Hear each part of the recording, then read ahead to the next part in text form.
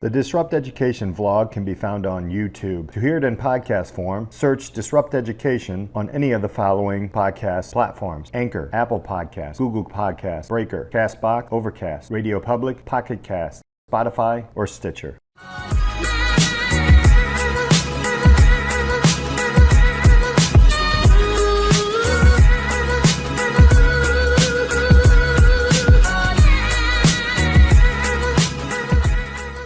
Make sure I get my recording down. I have your audio up. We're good.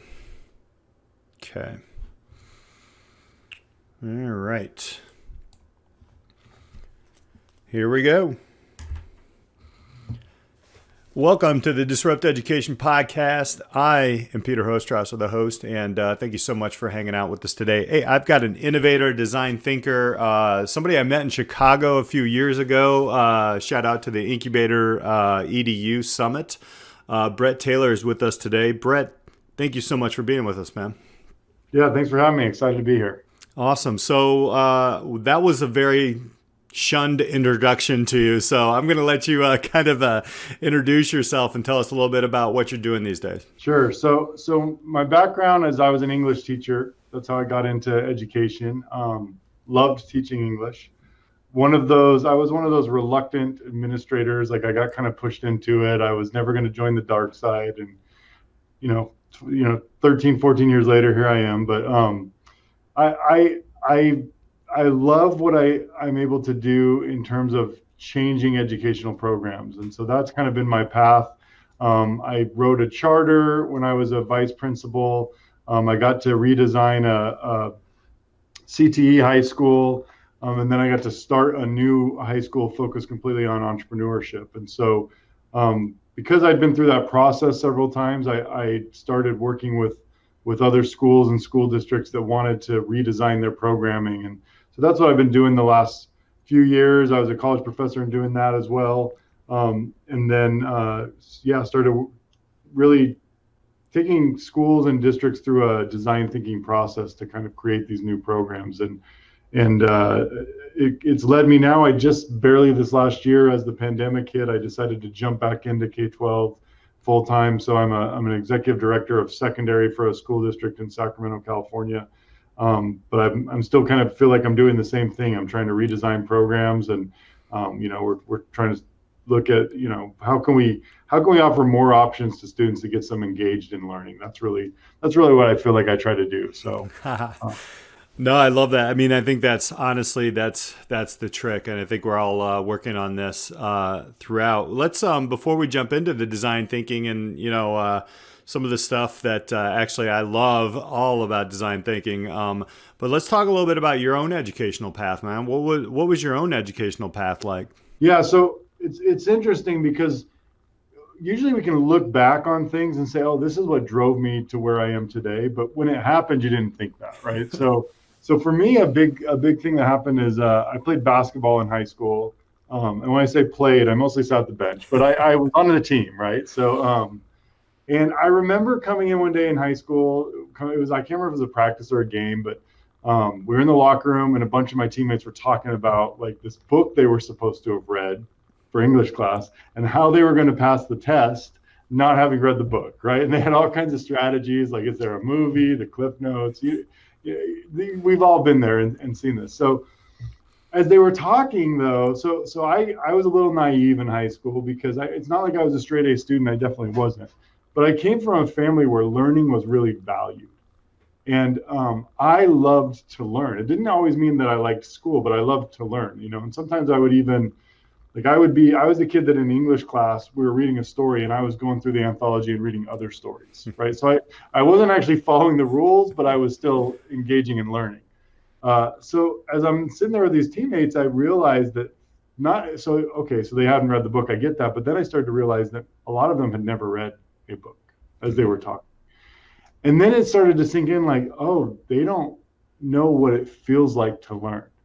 Like they don't know what that payoff is to get something new and have this enjoyment. And that's to me, like, so a lot of times we talk about education and we think of what that means. But to me, learning is its own piece, right? And education at its best connects us to learning. But that's when I I look back and realize that's the moment I knew I wanted to be an educator. I didn't know it. I didn't go that path. It wasn't like, oh, I'm going to be a teacher. I'm going to do these things. But as I got older and as things started to happen, I kept looking back on that moment and saying, how do I help people who are in situations, and part of it's because of the educational system, where they don't experience learning and they don't know what that feels like. And I won't say that they didn't know what it feels like. They knew what it felt like on the basketball court, Yeah. right? They knew how awesome it was to like learn a new move and put someone on their backside as they broke their ankles or something, but they didn't know what that felt like to read something and learn something and feel something. So that was kind of what got me started, and eventually became a teacher from that. And like I said, I was a reluctant administrator, but it kept going back to, why does school look the same way it did 100 years ago when every other industry has shifted and changed so much? And why aren't we meeting the needs of some of these students that are slipping through the cracks? And I'm protective of the educational system in that there are great people doing great work every day. And there's a lot of people who talk about the system in negative ways, and they're not doing anything about it. So I've really been, I think my educational journey has been like, how am I part of the solution? Yeah. Right? Not just focusing on the problem. I think about 80% of it, books on education, actually don't have any solutions. They just magnify the problems, and it doesn't get us anywhere. So that's been kind of my trajectory, is figuring out, and in a sense, the way I do it is through learning. So I said how learning is so important to me. We have those strengths finder tests that you take. My number one strength is learning. So whether that's, when we started the entrepreneurship high school, I figured, what's my most important PD to help students become an entrepreneur? And I thought it would be to start a business, right? To be an entrepreneur. I didn't feel like I could do that at the time. I ended up doing that at some point. I started a business, but I didn't feel like I could do it. So I went back and got my MBA. And this is after I already had my doctorate, because I just love, it doesn't need to be formal, but I just love learning. My wife knows if I'm learning something new, we're going to rack up a big Amazon bill, and she gets frustrated. But so that's kind of my journey in learning. And I think that's the key too, is recognizing that sometimes it's formal, sometimes it's informal, and that education and learning are different things, that at their best, they work together. Yeah. And I think that when you work with students, especially, I work mostly with secondary students. They know it when they're learning, and it means something to them. And so that's for me, like my whole life basically is built around, how can I help reluctant kids feel that. And it being April at the time of this, I feel that big time right now, the reluctance. I really like, it is a start of design thinking, right? The empathy, you're understanding, oh, wait, this kid, I remember the first book I read, and I was definitely in high school, and it was not something assigned as well. It was actually Jurassic Park. And I remember when I finished it, I was like, wow. Number one, I finished a book, and number two, this was actually better than the movie. Don't want to ruin it for people, but I don't think the dinosaurs did very well. I just remember I saw the movie and then I read the book. So yeah, I really appreciate the fact that connecting learning and education is such a mission. Now, when we crossed paths, you were continuing on the design thinking route. You were in, I believe, the entrepreneurship school or soon thereafter. Talk a little bit about, how you're implementing your strategies, and then we'll kind of dig into, there are newer administrators out there, right? So I couldn't name, any schools with an innovative director maybe 5 to 10 years ago. Maybe I'm just in the Midwest, but I feel like these are evolving. And then how are you using that to kind of help connect those dots? Yeah. So I think for me, the design thinking, it was accidental how it started. Basically, I had this once in a lifetime opportunity, and I look back and say, well, there were things that got me to that point. But basically, my superintendent walked in my office. I was principal of another school, and said, starting a school of entrepreneurship. We've got this, budget, several $1 million that we're building this new building. You've got 10 months. You've got to create a program, connect with community entrepreneurs, recruit students, hire teachers, and open. And finish, and by the way, design the building, right? That was part of it too. So that doesn't happen very much in education. And for me, it's like, okay, and the other charge was, this can't just be like a pathway, right? Like CTE pathways or career pathways are great, but this has to be something different, like that on steroids, right? This school has to feel different. So the start was like, okay, well, if we're going to be an entrepreneurial school, we better build it through processes of entrepreneurship. So my background was not entrepreneurship. It was just this thing that was thrust upon me. But I looked at lean startup. I looked at design thinking. We got the opportunity with my initial staff of 6 teachers and vice principal. We got to go to Stanford to the D school and go through a workshop on design thinking where we actually started designing our school. So initially it was kind of like, well, the kids are going to do this, so we better know how to do it. And then it was like, wait a sec, this is a great way to work with teachers and lead a school. This is a great way to build a school. And so after I ended up, I did that for a few years and had lots of people come to me and say, hey, we want you to teach us how to do this at our school. And I said, well, you can't, this isn't a box, right? This isn't like, let me give you the curriculum and content. Some people wanted that. They wanted the replication.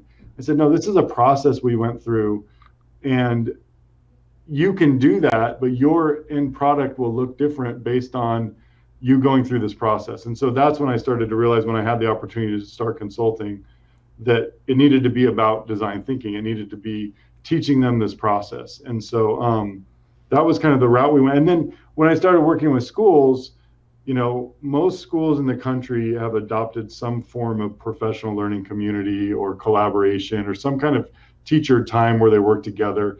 And it's gone through so many iterations of what that looks like. And the big thing in the early 2000s when I came into teaching was Richard Dufour and the PLC and I talk about in my book that I wrote about Design Thinking PLCs. There's a lot of great stuff around that, and those are great ways for teachers to collaborate. But they don't get into student empathy. They don't get into creativity. And those are the reasons most of us became teachers. We want to help kids, and we want to do something where we feel our creative juices flowing, and we're doing something to, we're not just replicating or being robots. And so that's where we started. I had some principals say, well, how can we do design thinking with our teachers? And I'm like, well, when do you have teachers working together? Well, we have PLCs. And so we just started redesigning the PLC through a design thinking format.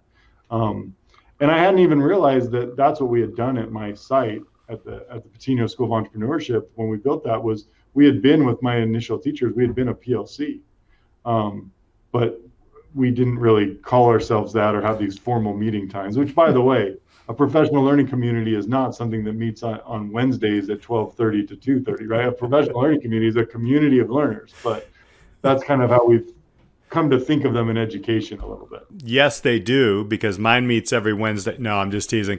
But yeah, you're right. I mean, it's an evolution, and it's funny because I think I'm in more professional learning communities outside of my own district, which is a great thing. I think that's something. So in the book and going forward with that, there's so much that you can do with empathize, the number one step. And especially now we're talking about student voice, and we're talking about, but student voice, in my opinion, and this is just my opinion, is come to be just a checkbox, and unfortunately in a lot of places, because there has to be that action behind it, right? And I think a lot of people are hesitating. What are some of the things that you're doing or working with right now to really get that empathy, obviously, but then there's action behind it? What are some of the strategies that you've obviously done it with the entrepreneurship school and such, but yeah, I just wanted to kind of share and maybe unpack that. Yeah, so it's interesting because one of the first schools that I came in as a consultant to kind of put this process in place, I'm talking with the principal and kind of saying, what are some issues you're having? Where do we have some needs? And she's like, I've got these middle school. So this was like a school that was 7-12. And she's got, I got these middle school teachers that have just been talking about, can't remember if it was 7th or 8th grade, but this grade level this year, these kids, they're just not, they're not the kids we usually have, right? They're not interested, they're not engaged. They're just, and she's like, these are pretty good teachers, but they're just not connecting with the kids. And so they kind of come to her and say, we want you to fix this. Like the principal, like, we want you to fix this. And she's like, well, that's not how this works. So she was talking to me, and I said, well, why don't we just say, okay, let's think about how we redesign the things for this group of 8th grade students, and we'll have the teachers work together on this. We'll go through the PLC process. So the first thing we do is you empathize with the students, and we talk them through. The best way to empathize is you have older kids. I mean, it's great if you can do observations; those can be helpful. But really, it's starting to interview them, and interviewing them on their experience. So not about like, what do you think we should do better? Because this is the thing about when you go through the design thinking process, we call them end users often, right? This is who we're designing for. But in this case, it's students. Students don't know what they need. If they knew, they would say, I need this, and then I can learn effectively. Like they haven't been in that effective space, so they don't even know what the need is. So if you ask them direct questions about, like, how do we improve your experience? How do we help you connect with your teacher? It's like, they don't know. So instead you talk to them about experiences, about like, when's the time you felt excited to go to class, or you connected well with the teacher, and you let them talk through those experiences, and out of those experiences, the needs come, right? The need, that you start to identify the needs. And then once you have that need statement, that's when you can start like really getting creative and say, how do we do this? How do we meet this? How do we do something awesome for these kids? And so the interviews are key. Now, the awesome thing about these empathy interviews is not only do you start to get a sense for what students really need, right? Not what a test score tells you, but like, what's the learning process where there's some disconnection, or what's that student need to be successful, and that's where they've had success in their learning. You get that, but you also get teachers starting to realize, oh, I had no idea. I had no idea that these have been some of your experiences.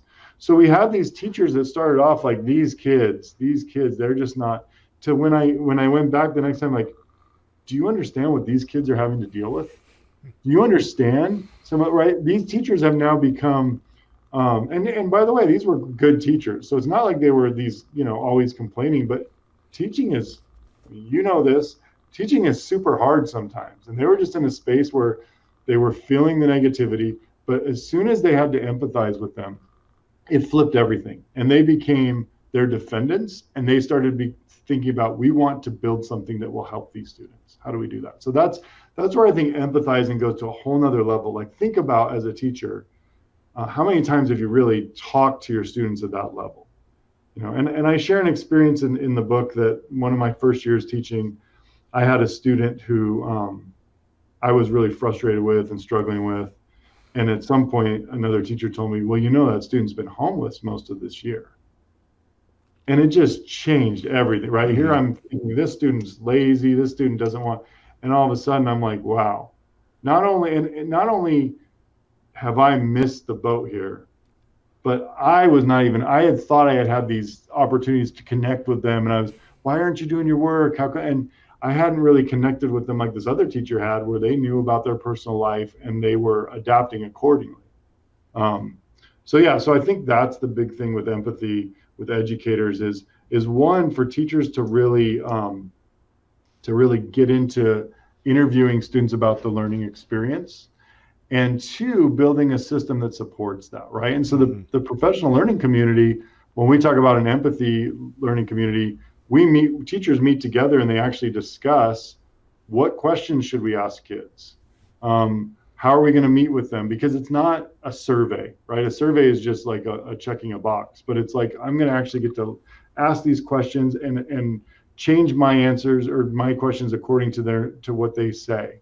So the meeting helps them learn how to do that, and then they have to come back with that data the next time, right? So the meetings are just a vehicle to support that work. I've also had where we actually bring students into a meeting when it's appropriate, when the student feels like it's okay, and interviewed them right there in the meeting, right? So we're getting some data right right there live. And that doesn't always work because sometimes 4 teachers interviewing one student can be a little intimidating. But a lot of times they feel flattered, to be honest, that the student feels like, wow, they really want to know about what I'm doing.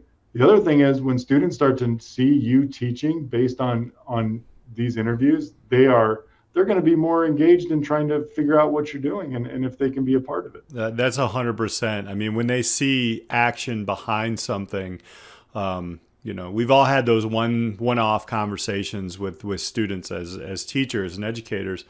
But then if, you follow up, right? So I wanted to ask you then, so we're obviously in a pandemic, things are changing, structures of schools have changed, timelines, all these different things are changing. How important is it that we bring those students to the table in this manner?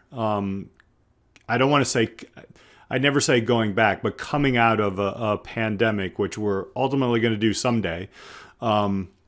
What does that look like, and how would you approach that? As an administrator, or as a building, or obviously a system in general. And that's a huge disrupt education question, but hey, that's the podcast. Yeah, no, I think it's a great question. So it goes back to your point on student voice. A lot of times it's lip service, right? Like, oh yeah, we got student voice. We gave this survey out and it told us that so you have to, and this is where empathy interviews are really key.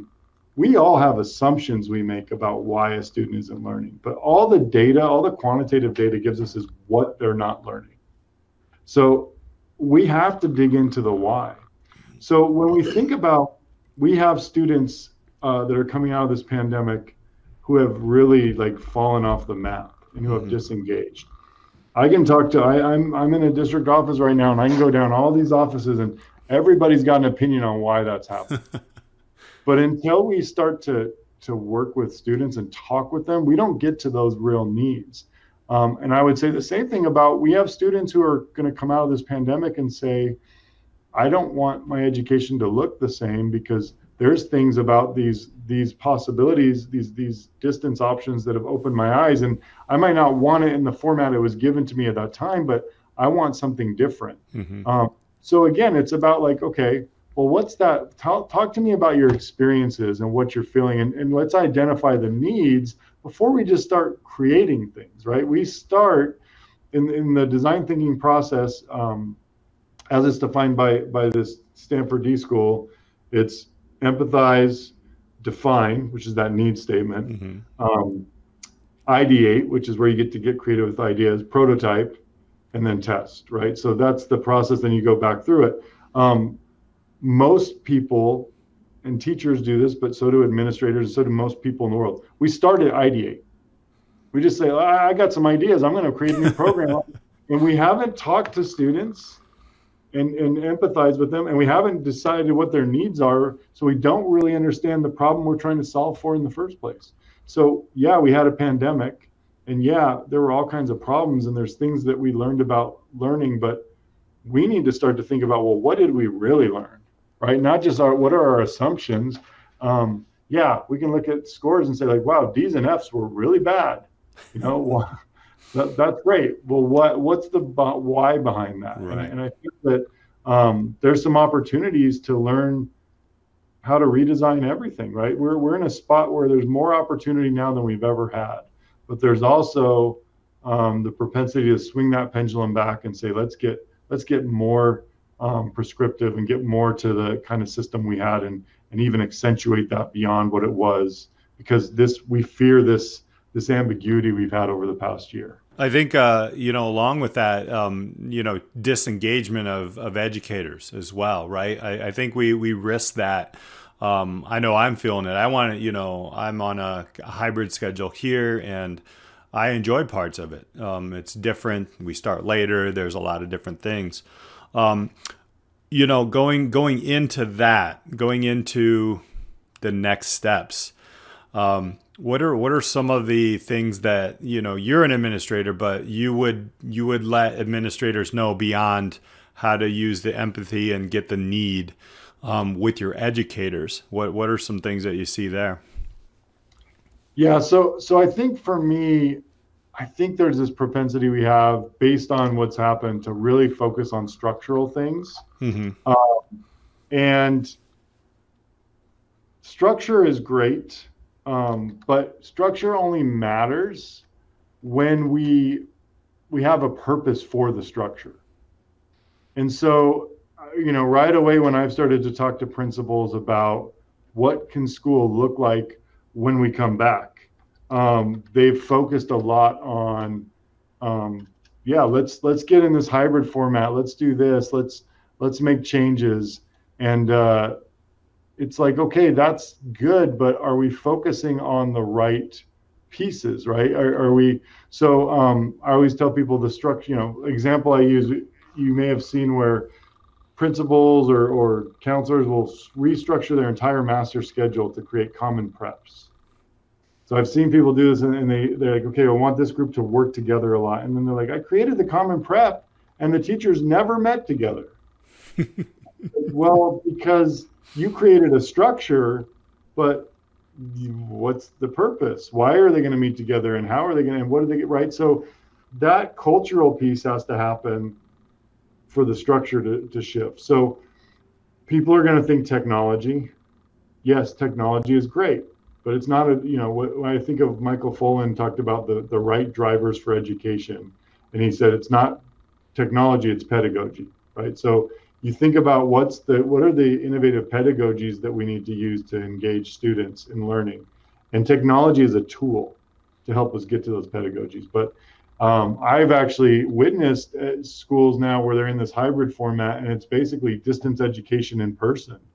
Hmm. Uh, like the kids are in there on their computers, and the teachers are at their desk on their computers, and that's not like, when I think of blended learning, that's not it. I mean, it is technically, but it's not good blended learning. So if we've got technology opportunities, how do we use those to drive improved pedagogy where kids are more engaged and it's project focused, and those are some things we need to think about.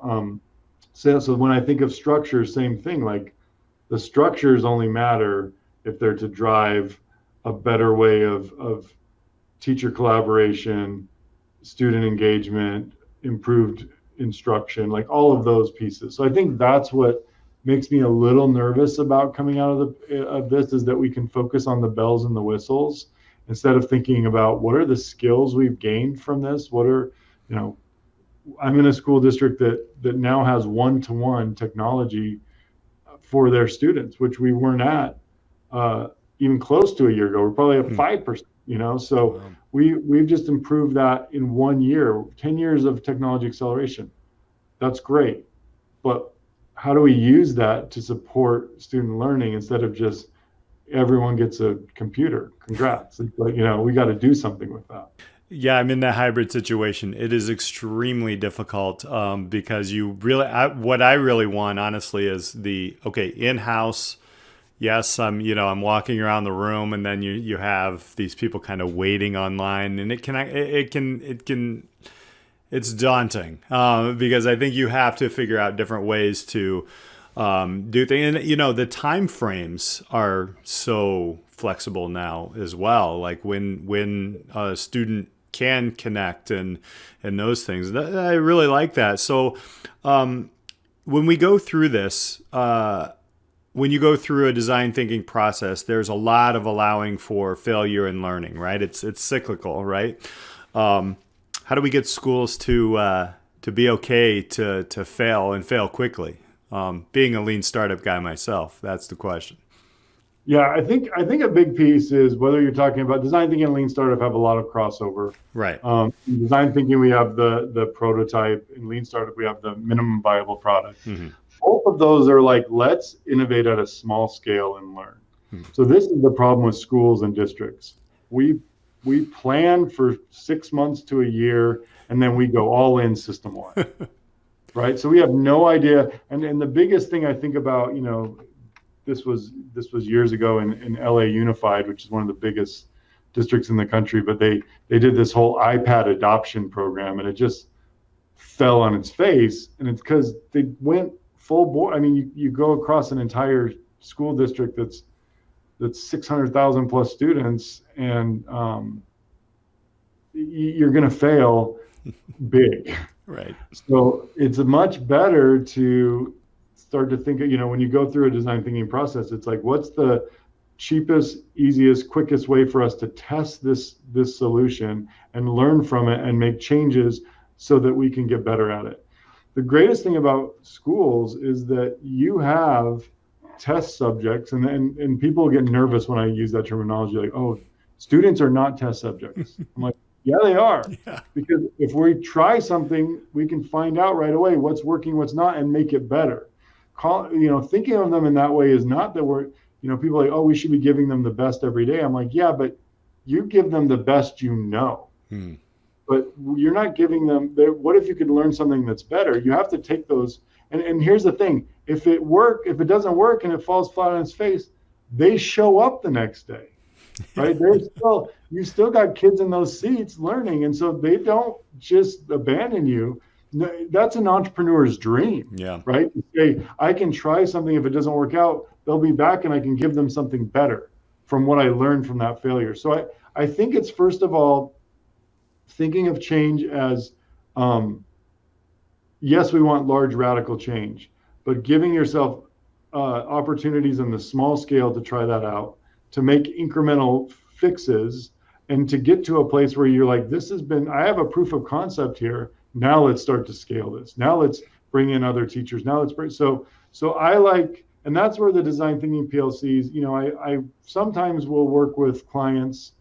And now I'm at a school district where I'm doing this more on a working with school by school site, but I've worked with clients where it's like, let's redesign a whole system. And that can be great. And it's a lot of fun to do. And you feel like you're part of this big thing. But where it has the most success is, hey, let's do this on a classroom by classroom basis. And let's start to work. And then teachers are trying things out together. They're planning it out, trying it out together, seeing what worked and what didn't, and growing and learning together.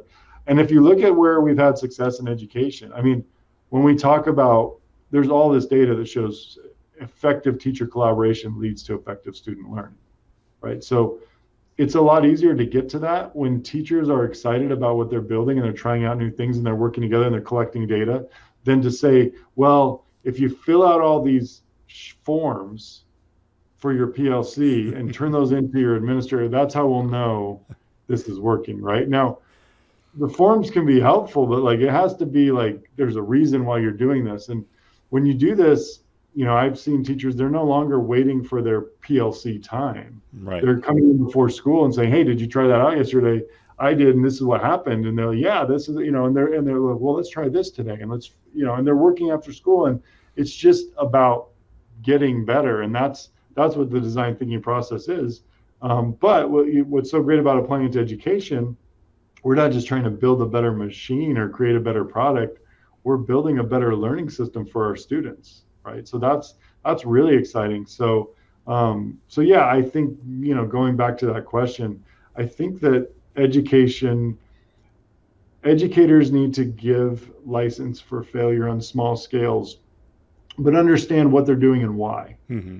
So like, this is another example I talk about in the book, and this is a friend of mine who actually now is a principal at a school called Entrepreneur High School in Southern California that I got to work with. And he was my teacher at the Patino School of Entrepreneurship, and he was my entrepreneurship teacher.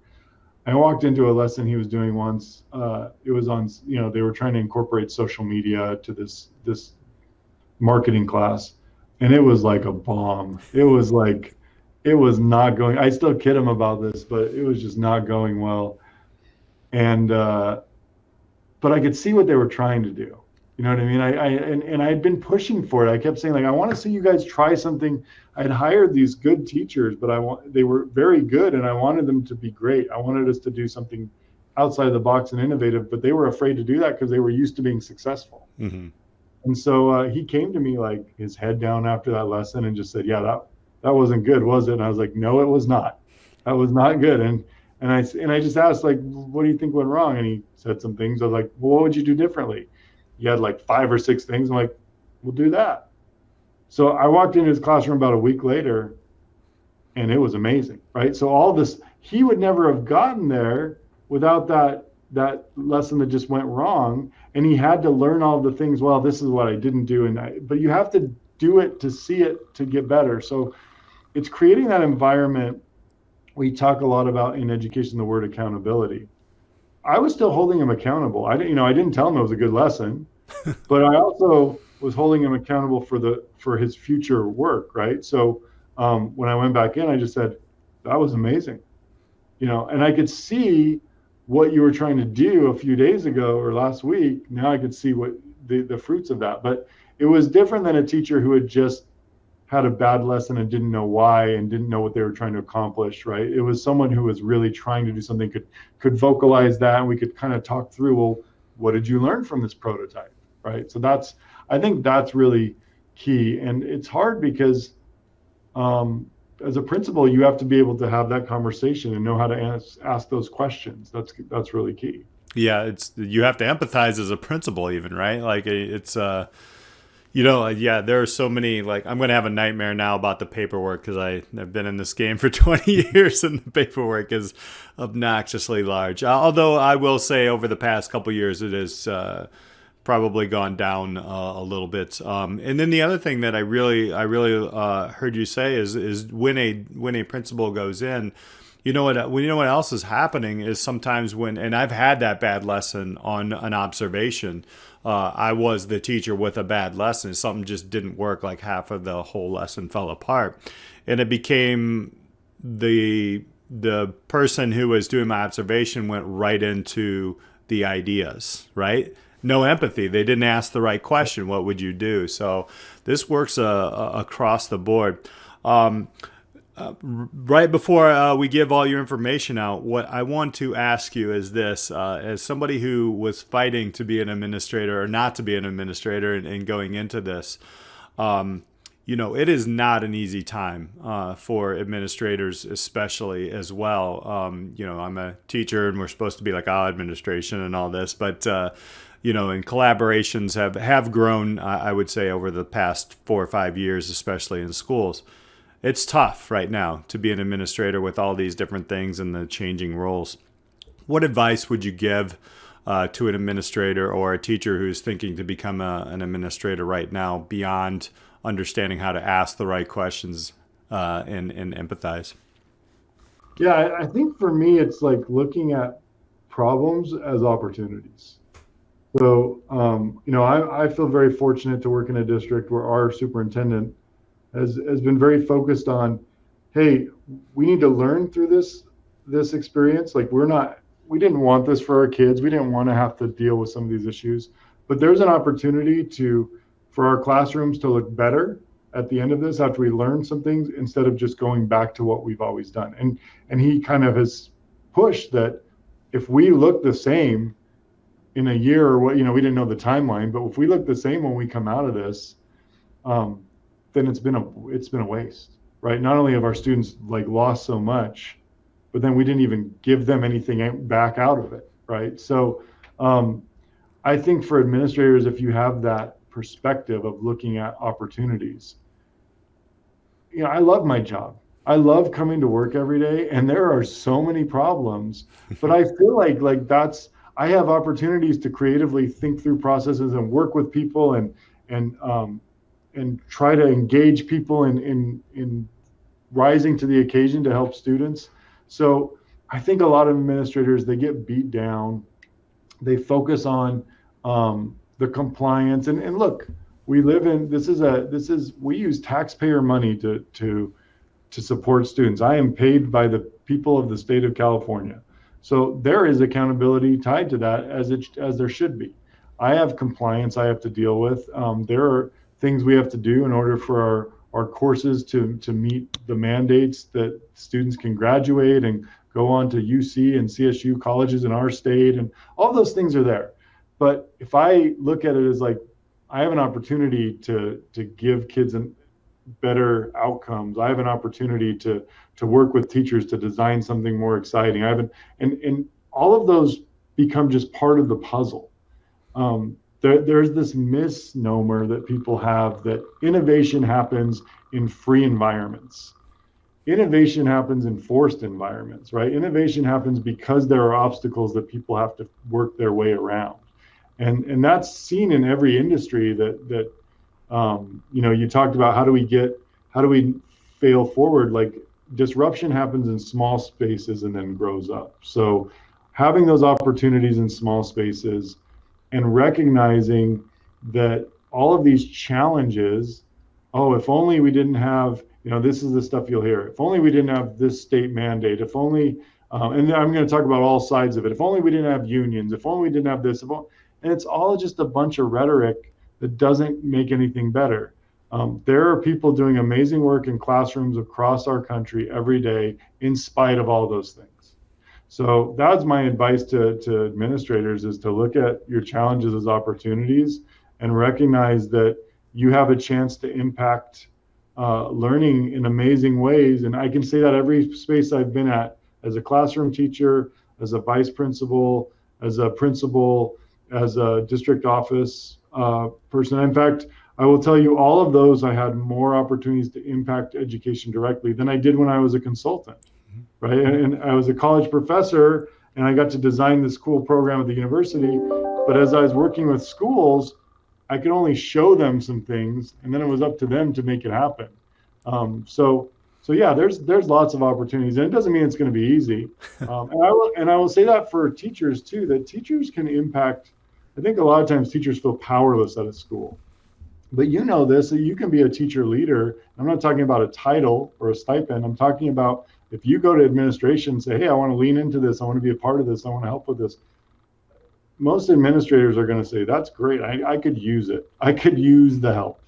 And I think that teachers offer perspectives that we need, right? We need to empathize with them. So that's a really long answer to a brief question, but I think that's how I look at my job. Yeah, well, I mean, it's across the board. When you look at challenges, they can be overwhelming, and it's very easy to jump on what I call the crab train, where everybody's like crabby and such. And I've been guilty myself. However, when you do look at it as an opportunity, there's nothing like it. It really is a game changer, and 90% of the time I'm there. That 10%, every once in a while, and that's usually right at the end of a school year. But so let's mess with some people. Is your book on Amazon?